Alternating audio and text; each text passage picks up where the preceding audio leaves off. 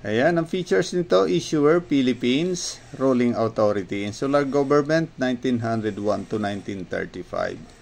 Type, standard, circulation coins, years, 1907 to 1921.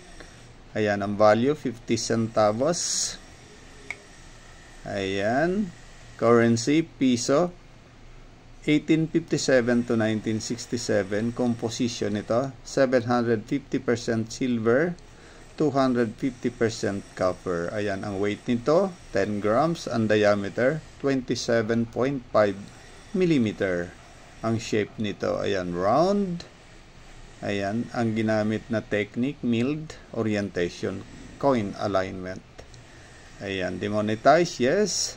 Number, number 4350. References, KM number 171, show number 11. Thanks for watching and God bless.